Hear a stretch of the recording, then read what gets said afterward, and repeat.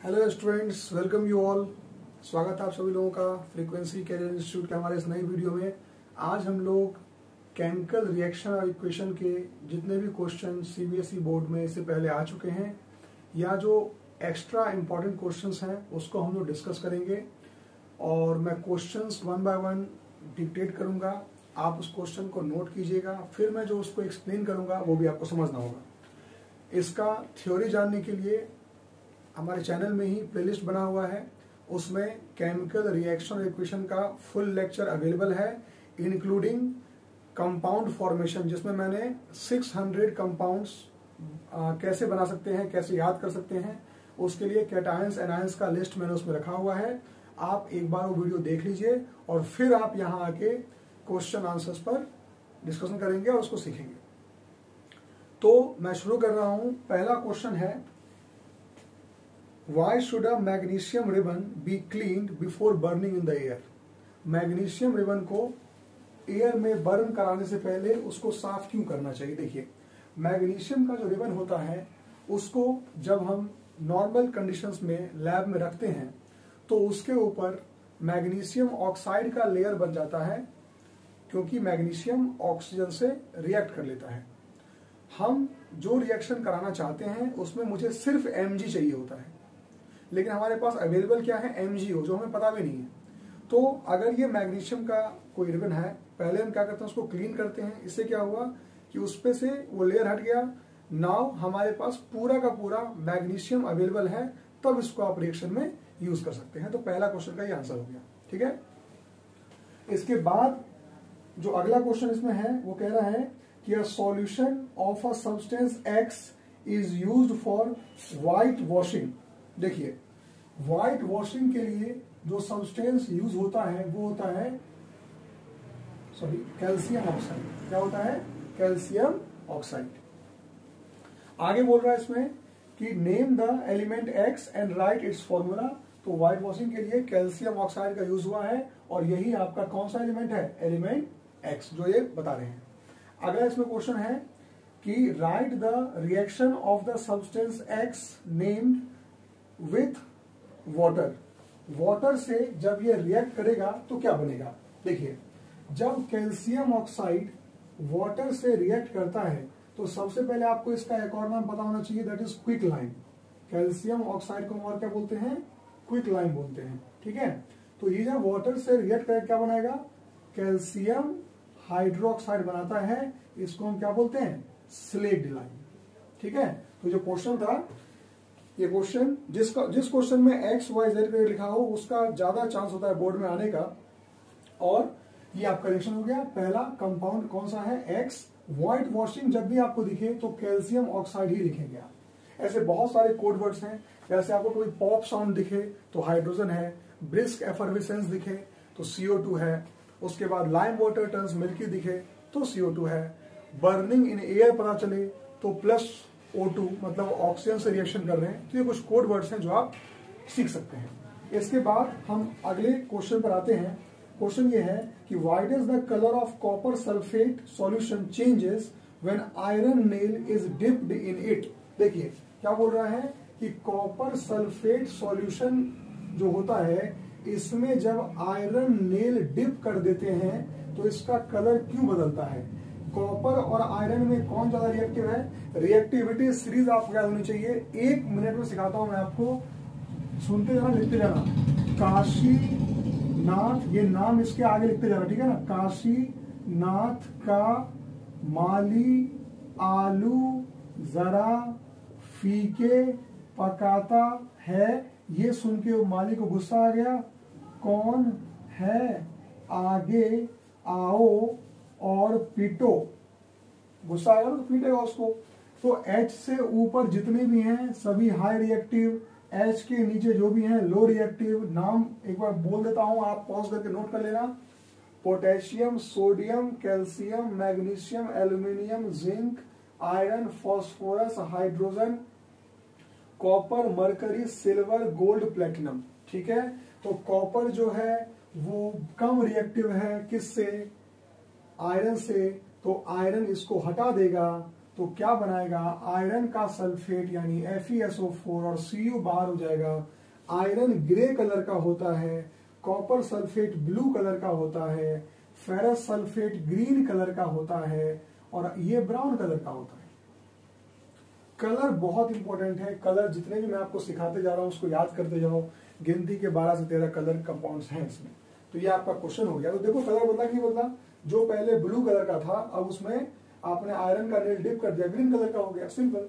चलिए इसके बाद जो अगला क्वेश्चन हम लोग इसमें पढ़ेंगे वो क्वेश्चन है जो 2010 में आ चुका है। क्वेश्चन ये कह रहा है कि डिकम्पोजिशन रिएक्शन को हम कॉम्बिनेशन रिएक्शन का ऑपोजिट क्यों कहते हैं और इनके इक्वेशंस लिख के बताइए। Why decomposition reactions are known as opposite of combination reaction. तो नाम से लग रहा है इन कॉम्बिनेशन रिएक्शन 2 और more than 2 product reactants combine to form a single product. जबकि इसी का उल्टा क्या होता है डिकम्पोजिशन में कि एक रिएक्टेंट जो होता है वो 2 या 2 से अधिक प्रोडक्ट में टूटता है। दैट इज द रीजन कि हम डिकम्पोजिशन को कॉम्बिनेशन का ऑपोजिट बोलते हैं। कॉम्बिनेशन रिएक्शन का कोई भी आप एग्जांपल नोट कर लो, सिंपल ही सीखते हैं। जब वो कहा तो सिंपल लिखते हैं H2 plus O2 gives H2O। It is example of combination reaction. Decomposition लिखना हो तो CaCO3 को हीट कर देंगे कितने डिग्री पर, 1000 डिग्री सेल्सियस पर, तो आपको कैल्शियम ऑक्साइड और CO2 मिलेगा। ठीक है ना।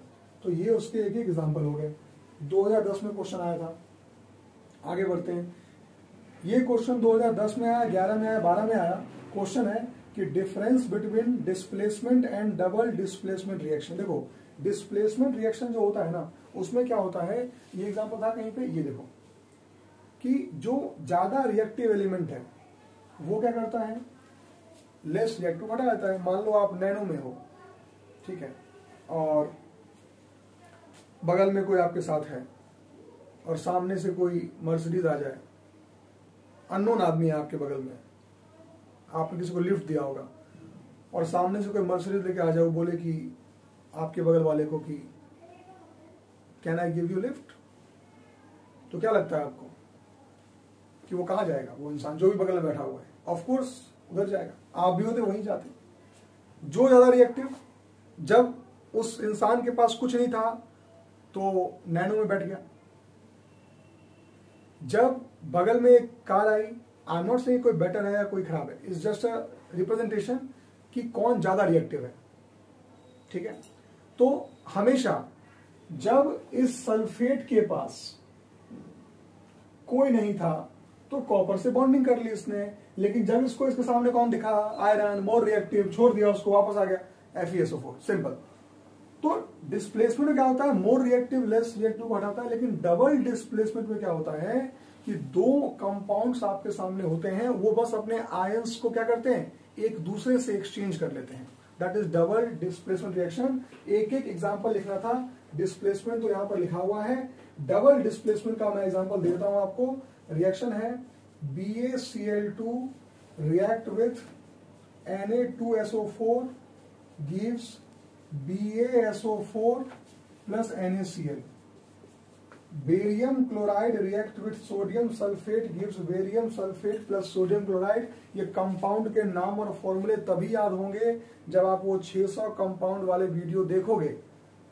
अभी भी वक्त है, 2 महीना टाइम है एग्जाम में, वीडियो देख लो। कम से कम वो 15 से 20 मिनट का वीडियो है, शायद उससे छोटा ही होगा, मुझे ध्यान नहीं, वैसे मैंने बहुत पहले अपलोड किया था। तो आप उसको देखिए, कंपाउंड्स आपका पूरा स्ट्रॉन्ग हो जाए। और एक बार कंपाउंड आपको लिखना आ गया फिर केमिस्ट्री में है ही नहीं कुछ। ठीक है ना। चलिए आगे बढ़ते हैं इसमें। इसके बाद एक क्वेश्चन उठाते हैं हम लोग, वो है 2014 में आया हुआ क्वेश्चन है। कह रहा है क्वेश्चन ये कि हम आयरन आर्टिकल्स को क्यों पेंट करते हैं। बहुत सिंपल है, आयरन आर्टिकल्स को अगर हम पेंट करते हैं इससे क्या होता है कि उसका हम कांटेक्ट ऑक्सीजन से और वाटर से हटा देते हैं, जिससे कि उसमें रस्ट नहीं लगता। ठीक है ना। और आपने पढ़ा होगा कोरोजन अच्छे से, ठीक है ना। तो due to for preventing rusting, इसलिए हम क्या करते हैं, आयरन आर्टिकल्स को पेंट करते हैं। अगला क्वेश्चन, ये क्वेश्चन है अ shiny brown coloured element acts on heating in air becomes black. अच्छा अच्छा, तो एक शाइनी ब्राउन कलर का तो कॉपर ही होता है, वैसे जनरली कॉपर लिखते हैं, तो यही हो गया shiny brown colour element x, जिसको हमने हीट किया किसमें, एयर में, मतलब ऑक्सीजन के साथ रिएक्ट करवाया, क्या बन जाएगा, CuO, ब्लैक कलर का कंपाउंड हो जाएगा।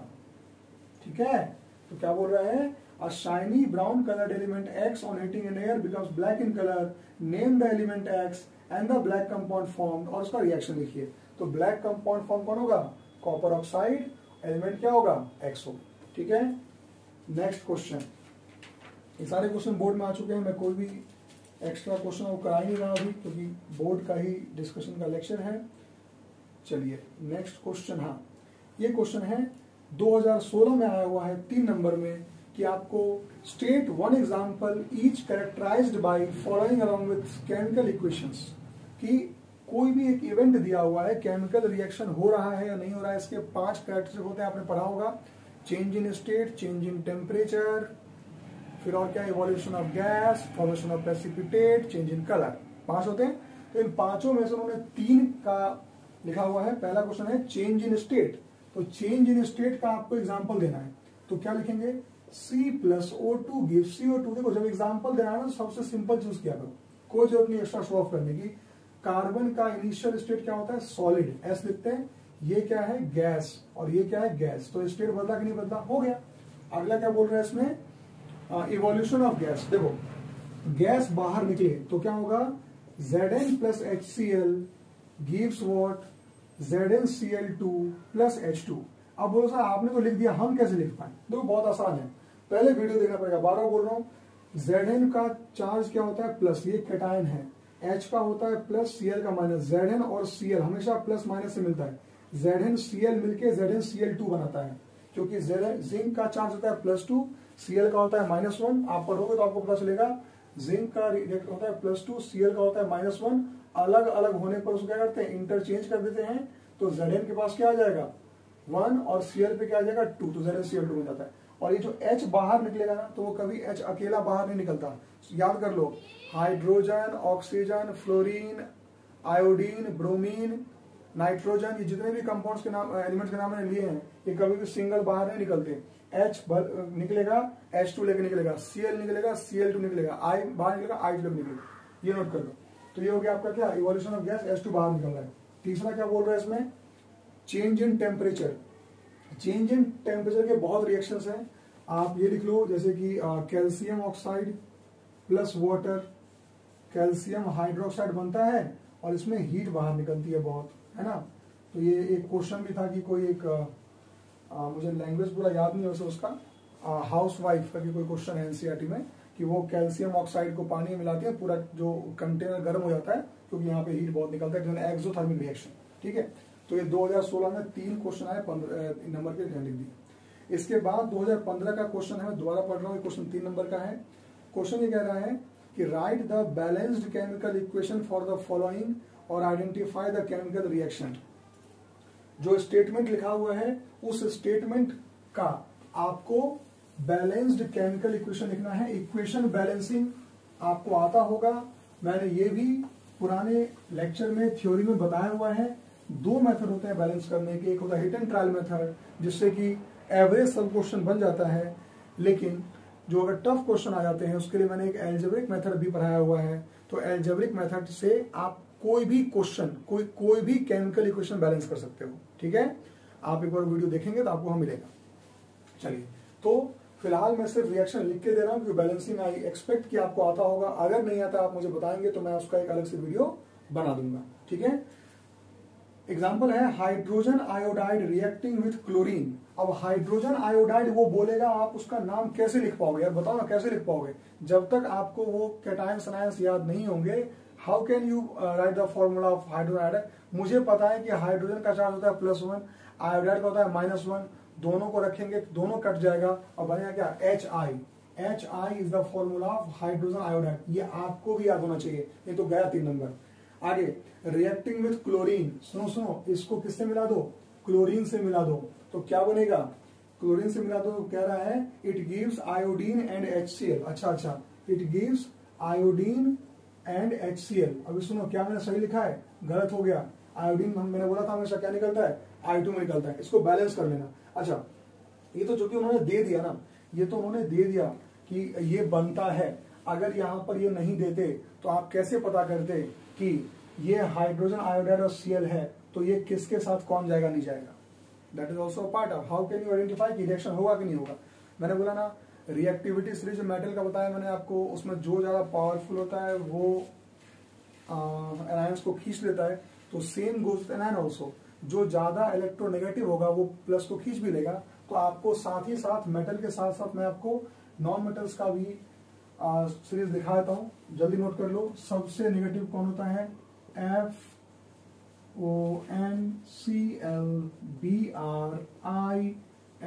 FONClBrISCPH, सबसे ज्यादा नेगेटिव होता है फ्लोरीन। ऐसे बीच में और भी होंगे कोई, मैं मना नहीं कर रहा, लेकिन जिस तरीके से आपने मेटल्स का पढ़ा हुआ है उसमें क्या बीच में लिथियम नहीं आता क्या, पक्का आता होगा, लेकिन हमें वही पढ़ना जो हमें ज्यादा काम में आता है। ठीक है, मुझे बहुत लोग ऐसे मिलते हैं, कई बच्चे मिलते हैं, कहते हैं सर मेरे सर को पूरा पीरियोडिक टेबल याद है। मैंने कहा क्या हो गया उससे, व्हाट इज द बेनिफिट, कि अगर आपको पूरा पीरियोडिक टेबल याद है इट्स अ गुड थिंग कि आपको याद है, बट आप बोर्ड में 10th में क्या कर सकते हैं उससे, नथिंग। आपको जितने सेट हैं उसमें first second group 1 group 2 and then from 13 to 18 याद होना चाहिए, दैट्स इट, पूरा याद है। तो क्या आपको अगर क्लोरीन का मास याद है तो दैट कैन हेल्प यू, क्योंकि उसके कंपाउंड्स आते हैं बनाने के लिए।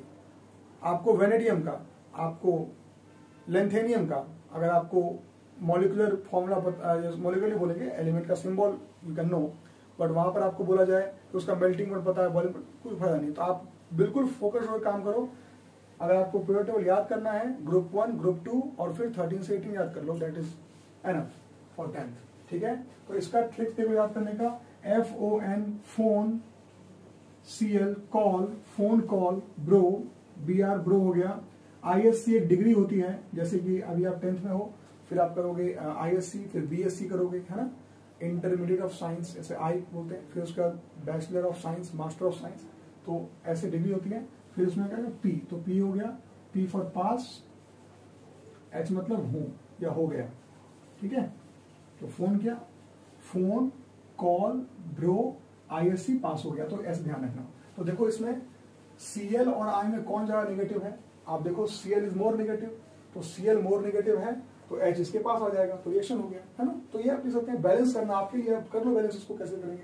ठीक है, अगला इसमें रिएक्शन कौन सा है, methane gas burns in oxygen to form CO2 and water. Methane gas, methane burns in oxygen to give CO2 and water, हो गया। थर्ड रिएक्शन बोल रहा है on passing electric current through aluminium oxide it decomposes to form aluminium metal and oxygen gas. मतलब क्या कि aluminium oxide का formula यही कैसे होगा, कैसे होगा, मैं फिर से बोलता हूं, कैसे पता करोगे, जब Al+3 आपको पता हो और O-2 पता हो, इसको इंटरचेंज करके क्या लिखोगे, Al2O3। भाई मेरे हाथ जोड़ के विनती है, कैटायन साइंस का वीडियो देख लो, मैं 4 बार बोल चुका हूं या क्या पता ज्यादा भी बोल चुका हूं, इसके बिना केमिस्ट्री कुछ नहीं कर सकते आप, याद कर लो इसको। एल्यूमिनियम ऑक्साइड को क्या करेंगे, क्या बोल रहा है, करंट पास किया, चलो करंट पास कर दिया, तो करंट पास कर क्या हुआ, ये एल्यूमिनियम और ऑक्सीजन में टूट गया, बैलेंस आप कर लें। ठीक है, ये क्वेश्चन 3 नंबर में 2015 में आया हुआ है।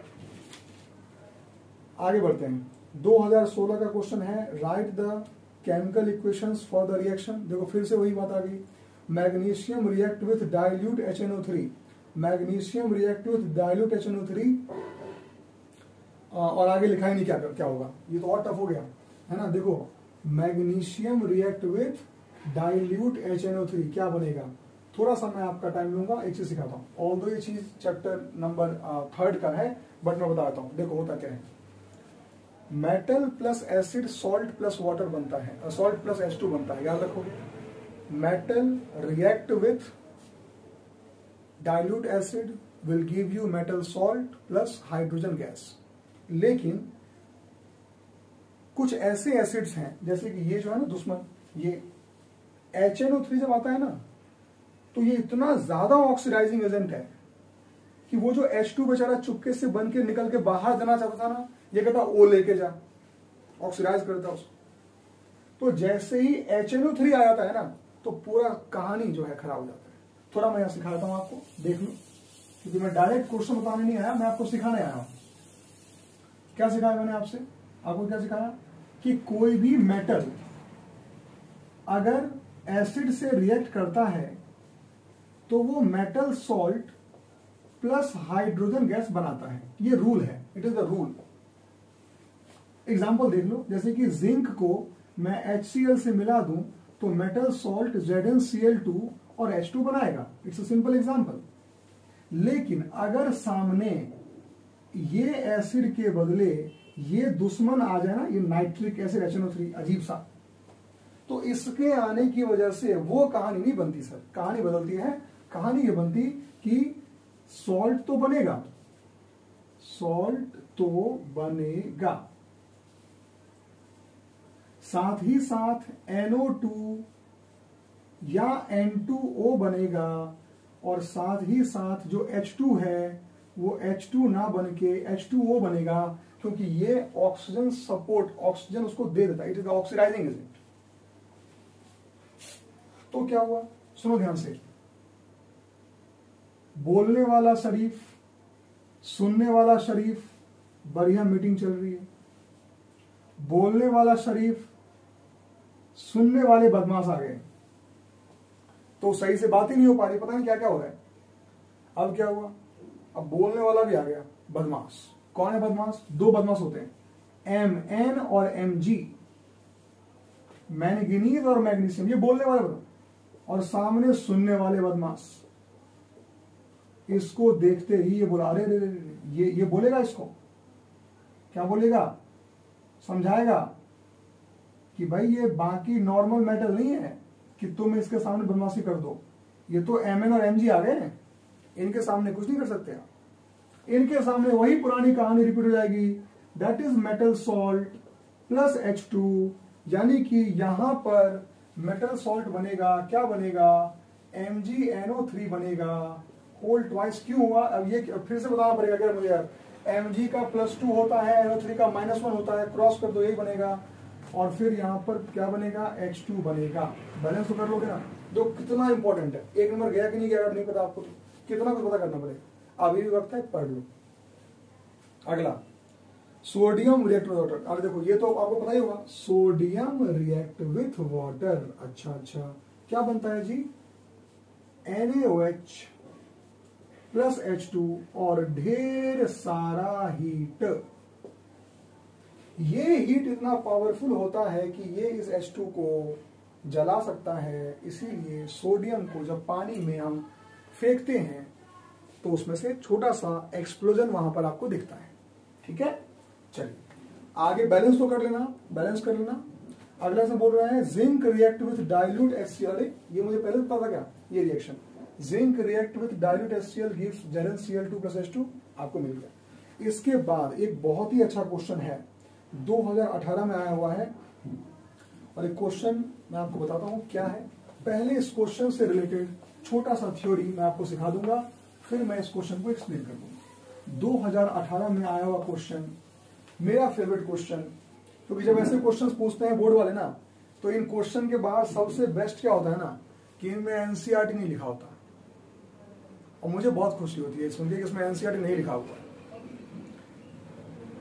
कई बार बोल चुका हूं, फिर बोल रहा हूं, एक ही बात बार बार रिपीट कर रहा हूं। बहुत अच्छी किताब है एनसीईआरटी, मना नहीं कर रहा, लेकिन जहां पर सीबीएसई का लिखा हुआ वो मुहर, उसके अलावा कुछ बर्दाश्त मत करना। आगे बढ़ते हैं।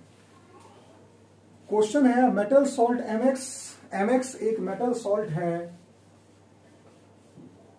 इस मेटल सॉल्ट को जब exposed to light, it splits into to form, that is metal M and gas X2। जब इसको लाइट में रखा गया तो मेटल M और गैस X2 में ये टूट गया। आगे लिखा हुआ है metal M is used for making ornaments. बहुत बढ़िया, इतना कुछ हिंट क्यों दे रहे हैं भाई साहब, रोक दीजिए ना आप तो। Whereas X2 is used in making bleaching powder, अरे सब बता दिया मैंने तो। The salt MX is itself used in black and white. अब क्या चाहते हो आंसर लिख दें? देखो ब्लैक एंड व्हाइट फोटोग्राफी में सॉल्ट यूज जब भी लिखा हो ना ब्लैक एंड व्हाइट फोटोग्राफी, तो दो ही सॉल्ट होते हैं, या तो AgCl होगा या तो AgBr होगा। आगे देखो AgCl जो है इसको धूप में रखोगे तो ये थर्मल डिकम्पोजिशन का फोटोलाइटिक डिकम्पोजिशन का एग्जांपल है। Ag और Cl2 में टूटेगा। AgBr है तो Ag प्लस Br2 में टूटेगा। ठीक है, अब समझो मेटल सॉल्ट MX कौन सा है इसमें, चूंकि वो बोल रहे हैं कि जो गैस बाहर निकलता है वो ब्लीचिंग पाउडर में इस्तेमाल हो रहा है, तो क्लोरीन होगा। क्लोरीन से Ag मिलके AgCl बना होगा। अगर वो इस क्वेश्चन में ये बोल रहे होते, ये बोर्ड में आया नहीं है, क्या पता आ जाएगा, वो ये बोलते हैं कि एक मेटल सॉल्ट है MX जिसको हमने धूप में रखा तो उसमें से जो गैस बाहर निकला वो ब्राउन कलर का है, तो ब्रोमीन होगा। ब्राउन कलर के दो गैस होते हैं आपके पढ़ने के, इसमें बता रहा हूं, NO2 और Br2, ध्यान रखना इस बात का। तो अगर वो ये कहते कि ब्राउन कलर का गैस निकल रहा है, तब आप सोचते ब्राउन कलर मतलब ब्रोमीन, धूप में रखने वाला तो Ag होता, तो कंपाउंड AgBr होता। यहां की बात करेंगे, पक्का कंपाउंड कौन है? AgCl, जिसको धूप में रखने पर Ag और Cl2 बन गया है। ये सॉल्ट MX है, ये मेटल M है और ये X2 है। हो गया क्वेश्चन, 3 नंबर आ गया आपके। ठीक है जी। नाम पूछ रहा है, नाम क्या लिखोगे? नाम क्या लिखोगे इसका? इट इज अ रिएक्शन जिसको हम बोलते हैं फोटोलाइटिक डिकम्पोजिशन। अगला क्वेश्चन, ये भी मेरा one of the favourite question है, ये आपका आया है 2018 में और ये क्वेश्चन 3 नंबर का आया हुआ था। इस क्वेश्चन में कह रहा है कि डिकम्पोजिशन रिएक्शन जो है उसमें एनर्जी चाहिए होती है अलग अलग फॉर्म्स में, कभी कभी हीट के फॉर्म में, कभी कभी लाइट के फॉर्म में, कभी कभी करंट के फॉर्म में। तो जरा उन तीनों का एक एक एग्जांपल देकर बता दीजिए। आपको तो पता ही होगा क्या क्या एग्जांपल है। सबसे पहले अगर हीट के फॉर्म में लाइट एनर्जी दी जा रही है तो उसको हम बोलते क्या है? Thermal decomposition. थर्मल डिकम्पोजिशन में क्या होता है? एग्जाम्पल बहुत सिंपल है, आपने लिया कैल्शियम कार्बोनेट। कैल्शियम कार्बोनेट में जैसे ही आपने हीट दिया वो क्या बनेगा? CaO प्लस CO2, बात खत्म। इस कैल्शियम कार्बोनेट के नाम सुन लो एक्स्ट्रा, ऐसे मन कर बताने का। Calcium carbonate, limestone, chalk powder, eggshell, सब यही होता है। ठीक, आगे बढ़ते हैं। This is thermal decomposition.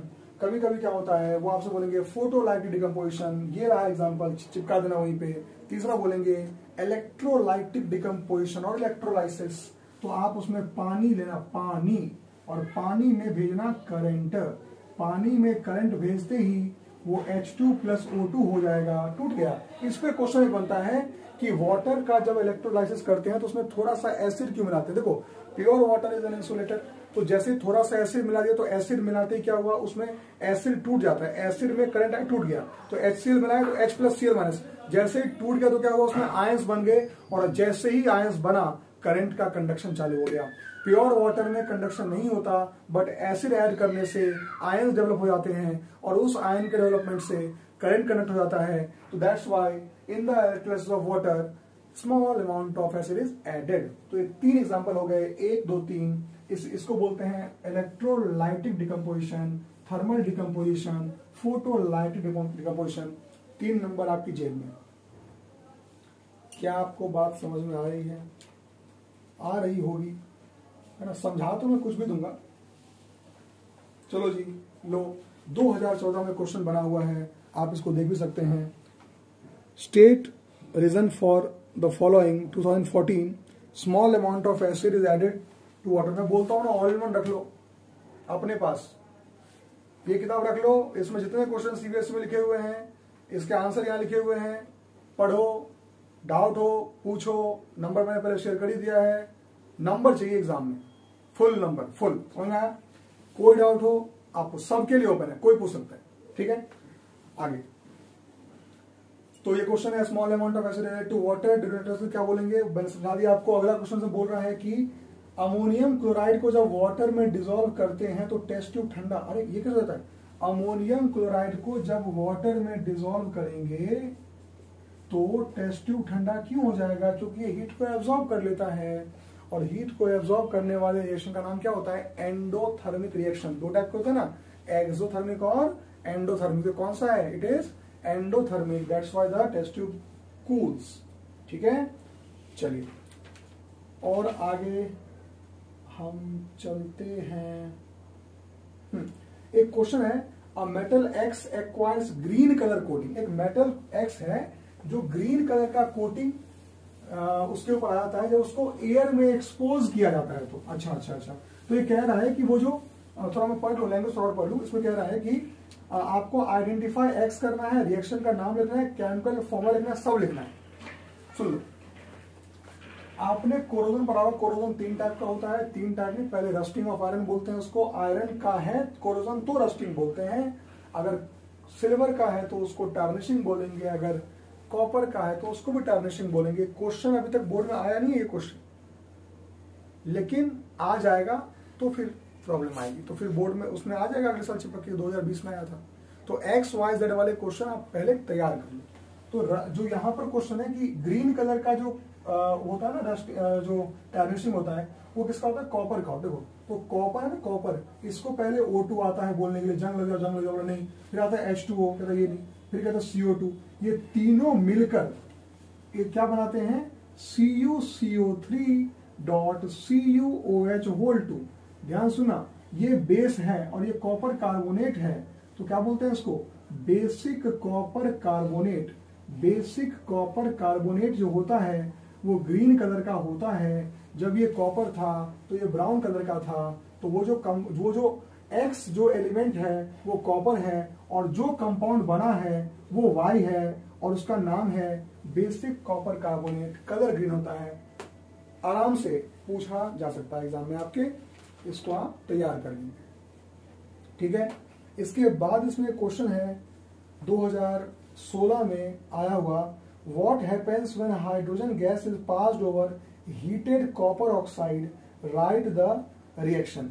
देखिए, हीटेड कॉपर ऑक्साइड के ऊपर अगर हाइड्रोजन गैस पास कर दें तो क्या होगा? आप बताइए, कॉपर और हाइड्रोजन में कौन ज्यादा पावरफुल है? तो आपको पता होगा हाइड्रोजन कॉपर से ऊपर आता है, तो वो क्या करेगा? वो बोलेगा ऑक्सीजन को चलो भाई मेरे साथ चलो, तो ये यहां से इसको छोड़ के चला जाएगा। बन गया रिएक्शन, सिंपल है। तो ये कब पता होगा आपको? जब आपको रिएक्टिविटी सीरीज याद है ना। ऐसे और भी कई क्वेश्चंस हैं। आप मैंने कहा कि आप क्वेश्चन सॉल्व कीजिए, बोर्ड के सैंपल पेपर को अवॉइड कीजिए। बोर्ड के पेपर आपको मिल रहे हो, भले ही 2008 का मिल जाए, 7 का मिल जाए, 12 का मिल जाए, कहीं का भी मिल जाए, बोर्ड का पेपर डाउनलोड करो नेट से, सॉल्व करो। पहले एक चैप्टर निकाला केमिकल रिएक्शन इक्वेशन, उसको पढ़ लिया अच्छे से, और फिर आप उस चैप्टर में जितने भी क्वेश्चन बोर्ड में आए हुए हैं फ्रॉम 2010, 2008, जब से आपका मन करे उसको सेलेक्ट करो। एक साल में मुश्किल से 2 क्वेश्चन आता है। अगर आपने पिछले 15 साल या 10 साल के भी क्वेश्चन निकाले तो आपको 30 क्वेश्चन मुश्किल से मिलेंगे। उनको सॉल्व करो। डाउट होता है, नंबर दे रखा है, व्हाट्सएप पे पूछो। समझ में नहीं आता है, कॉल कर लो, मैं बता दूंगा 9 बजे के बाद से, क्योंकि वहां तक मेरी क्लासेस होती हैं। और पढ़िए अच्छे से, सभी के नंबर अच्छे आने चाहिए ना। Thank you so much. हम लोग जल्दी मिलते हैं एक नए वीडियो के साथ। Bye bye.